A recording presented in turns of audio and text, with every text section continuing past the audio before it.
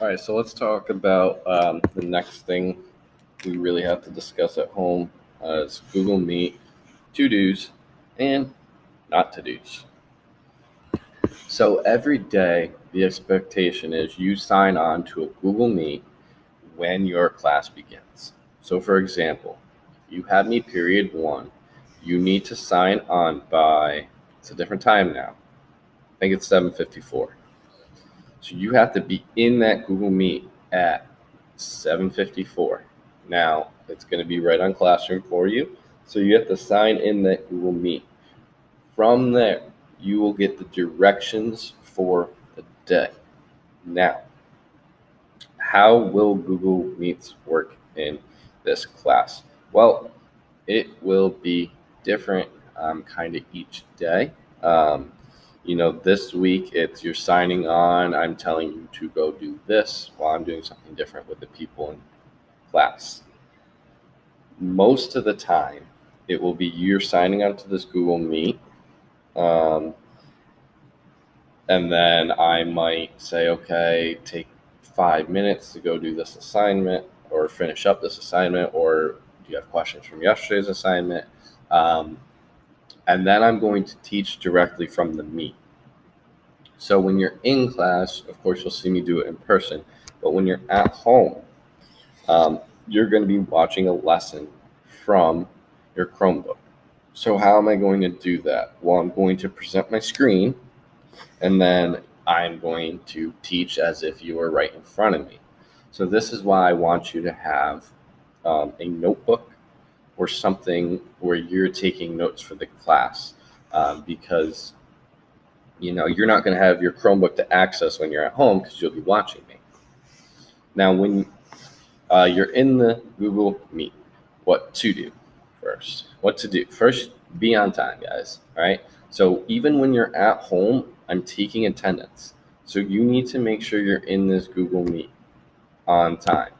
I will have the Google Meet open, I'll say at least 4 minutes before um, class actually starts for you to join. So you're all situated and already in. My next suggestion of what to do. Now, I know we're all learning in different places, but please do your best to be in a quiet place. When you're in a Google Meet during school hours, you're learning. So you need to find a quiet place as best as you can that you can focus and really understand what's going on. Um, because when you're at home, this learning goes more onto you guys, which that is good. That just prepares you for the future. It gives you more responsibility, and I like that. Third thing, what to do is be prepared. So what does be prepared mean? Your Chromebook, all right? Have that charged or plugged in, or have your charger nearby. So you're not in a Google Meet and then all of a sudden you're gone because your Chromebook dies. I understand if there's Wi-Fi issues, that happens here and there, but I don't want a Chromebook dying on you and then you're like, oh shoot, my Chromebook just died, and now you missed 10 minutes because now you got to plug it in, turn it back on, just have it charged. If it's not charged, have it plugged in so it's good. What else does be prepared mean? Well, you're coming to math class, so think about what materials you need for math class. You're going to need something to write with. You're going to need that notebook. Probably a calculator of some sort, which at home, if you don't have a graphing one, boom, here you go. You got your phone. I know I'm hoping that the graphing calculator is still loaded on our Chromebooks, but if we can't get to it because you're in the Meet, I understand if you have to use something else. Fourth thing, what to do when at home. Most of the time, be muted. Now, I say most of the time. There's going to be times where I might ask like a question, and I say, hey, someone at home, can you answer the question? You can unmute, answer the question. Or if you have a question while I'm teaching and you put something in the chat and I didn't see it, unmute, say, hey, Mr. King, I have a question. And then I can go to it, all right? So that's really when you should unmute, is if you have a question or trying to answer a question that I ask you. Other times, try your best to be muted, just because I know I'm asking you to be in a quiet place, but I understand it's not possible for everyone. So if you're in a place and it's a little louder, okay, that's why you should be muted. Fifth thing is be respectful. All right. So what does that mean? Well, I have people in front of me I'm trying to teach. I got you guys at home. I got I got the students that also choose to be at home all the time. It's a learning experience for me, learning experience for you guys. Um, so things are going to happen that just don't work at times in some class, or things are going to happen at times that just, you might want to say something, but hey, be respectful. Like, we're all going through different times. We're struggling in different ways, but everyone's struggling somehow, and we're going to get through it together. Um, so that's really what I want you to do. It's on you. Be focused. The goal to start the year after this first week here is for me to be what's known as live streaming, meaning I'm teaching in class and the people at home are watching that as well. So it's going to be something. Oh, thought of another time. When should you unmute yourself? If you have a question, or no, I already said question. See, my brain's not even thinking all the way right now. No, I meant if you can't hear me. If you can't hear me, can't understand me, unmute, say, Mr. King, talk louder. Or Mr. King, figure it out. We can't understand you today. Okay? Just let me know.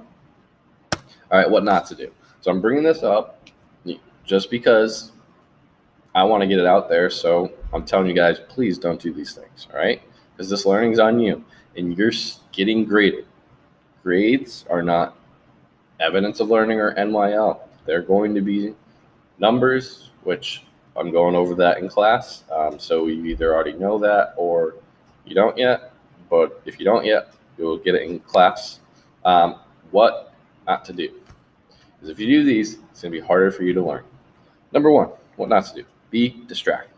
Now, distractions happen in a lot of different ways. Distractions could mean that you are just the meat's on, but you're sleeping. Come on. You're in school now. Let's go. Let's pick it up. You could think of plenty of distractions for yourself. Try your best to be focused because I'm going to try my best to keep, when I'm teaching, shorter. So short teaching, then your practice. Short teaching, your practice. Keep us moving, doing different things. Second thing, off of the be muted, is do not be loud. So when I'm teaching, that's why I want you muted, because I don't want to be teaching and then you're on your mic being loud, distracting the other people there so no one can hear me. Number three, don't be late. All right, we're taking attendance. Don't be late. Come on, if you're at home, you don't have to move. Your movement in between classes is signing out of a Google Meet, signing back in. The bells here are 10 minutes apart, so you have that time. All right, you have that time to sign out, sign back in. That also means if you're at home, you got those 10 minutes to sign out, quickly run to the bathroom, sign back in. So you don't have to miss class then as well. A few distractions down there: music, that's a distraction. Video games, distraction. The cell phone can be a distraction, okay? All right, but I really want to highlight those what to do things. Now, at this moment in time, I ask, it's your choice. I would like to see your face when I'm teaching, but that's really your call. You get to see me while I teach.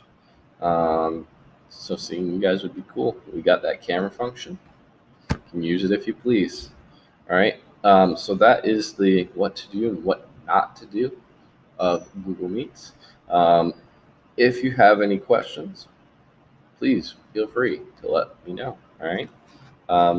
Looking forward to the year with you guys. I know it's totally different. So we got to go over these rules. But, they're only here to make things better for us and, more efficient.